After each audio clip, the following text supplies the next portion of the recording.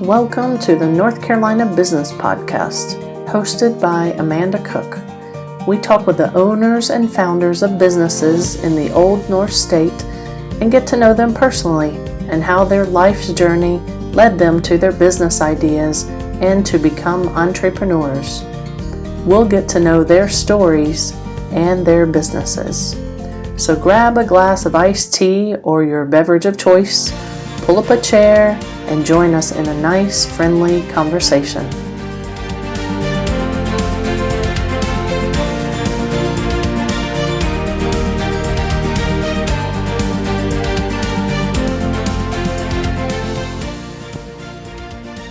Hello, and welcome to the Introductory podcast of the North Carolina Business Podcast. Through this podcast, we will talk with North Carolina business owners and get to know them and their stories and give the opportunity to you, our podcast listeners, to hear their stories as well as interact with our North Carolina businesses. Why I started this podcast? Well, I've always been interested in businesses and the people behind them. When I was growing up, I remember my aunt with her cake decorating and later catering business.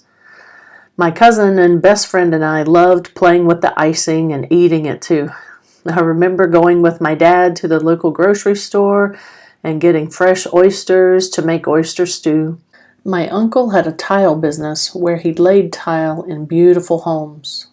I'd go with my mom to have our hair cut and styled by our local hairstylist. We would frequent the local hardware store, and I would love to run my hands through the bottom bins of the washers, the screws, and the nails. What memories do you have of local businesses? What was their story? Do you know? Who are the people behind the businesses that you shop at now?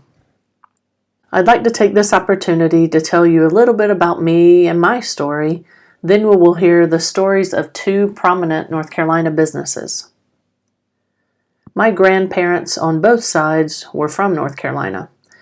My dad's parents were farmers. My maternal grandfather was a farmer, a small business owner, and the postmaster of our small town of Pleasant Garden, just south of Greensboro.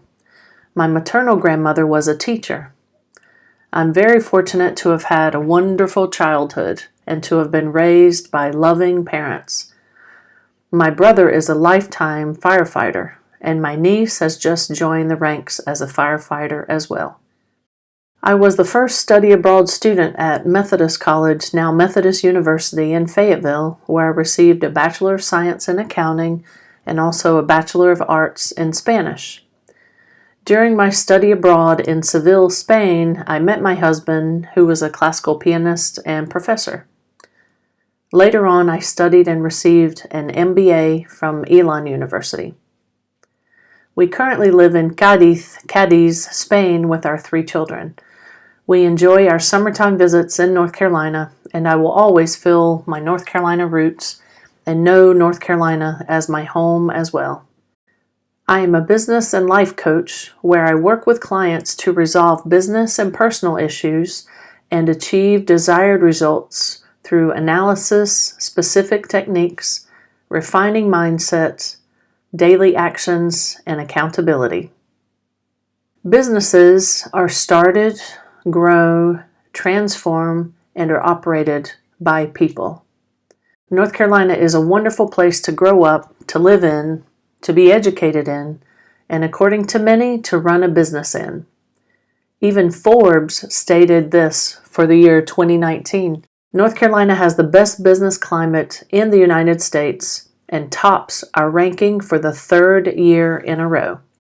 The size of businesses is usually categorized in 3 ways. Small businesses are usually qualified as having less than 500 employees. Medium businesses have less than 1,000, and large businesses have 1,000 employees or more. According to the SBA, the Small Business Administration, from the data from 2019, North Carolina's approximately 913,000 small businesses employ 1.7 million people, just shy of 44% of private sector workers. That's almost 1 of every 2 private sector employees. Small businesses, which make up more than 99% of all businesses in the state, created over 72,000 new jobs in North Carolina in 2019. In these podcasts, we want to hear the stories behind the companies that are so interesting.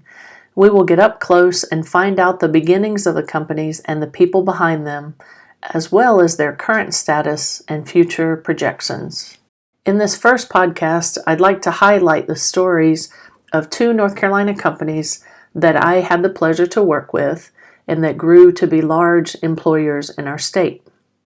I worked at Cone Mills in the mid-90s in the international department, which at that time was a world leader in textile manufacturing and the world's largest manufacturer of denim.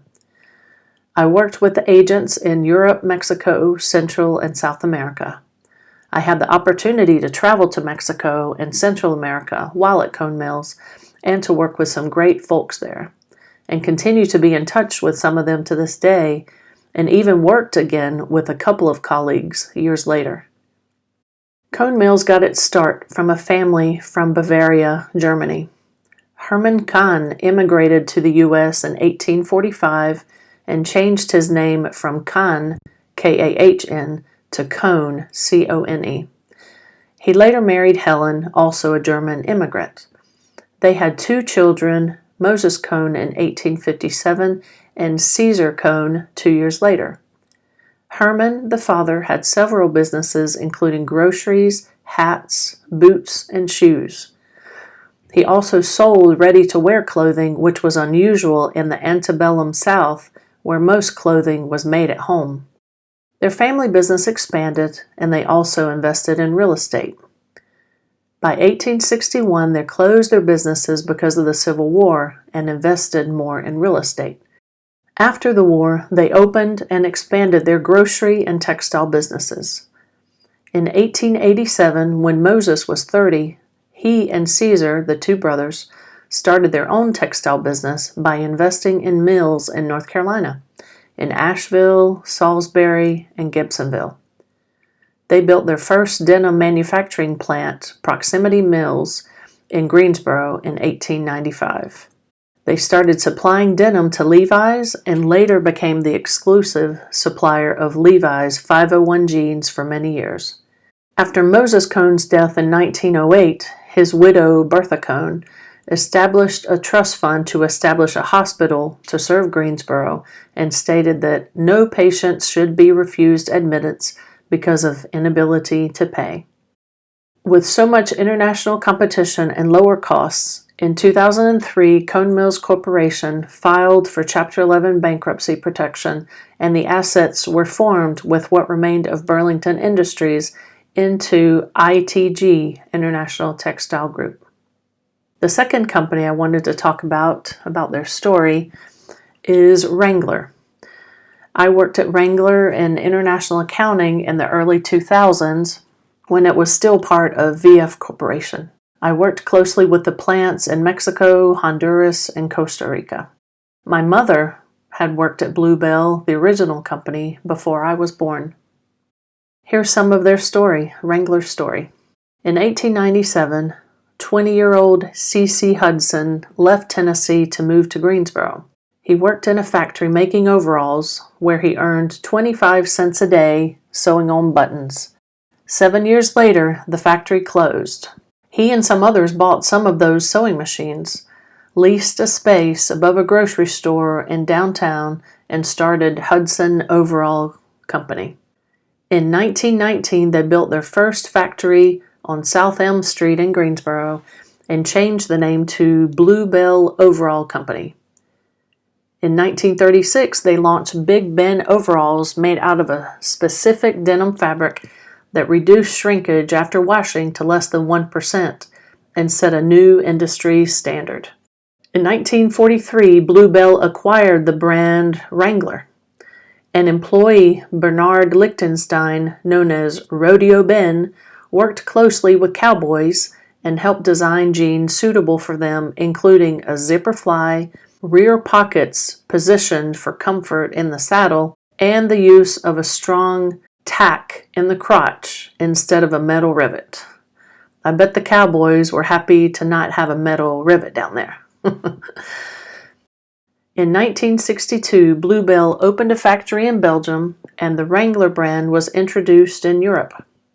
The Pro Rodeo Cowboys Association of America officially endorsed Wrangler jeans in 1974. VF Corporation of Pennsylvania and Bluebell merged in 1986, making it the largest publicly held clothing company.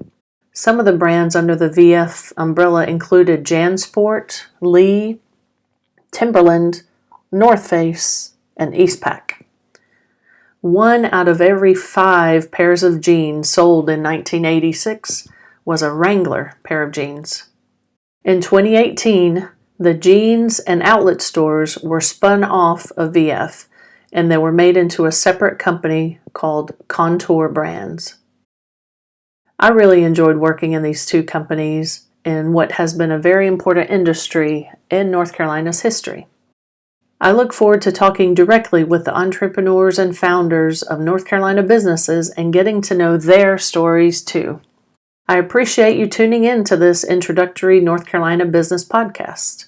If you would be so kind, please subscribe to this North Carolina Business Podcast, share it with your friends, family, and colleagues, and leave a comment.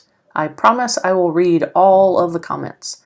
If you are or know of a North Carolina business owner that would like to be on this podcast, please send an email to amanda@bestlifeinspire.com. Thank you again for listening, and we look forward to you joining us on the next episode as we meet and hear the story of another wonderful North Carolina business owner. Take care. Until next time, this is Amanda Cook signing off.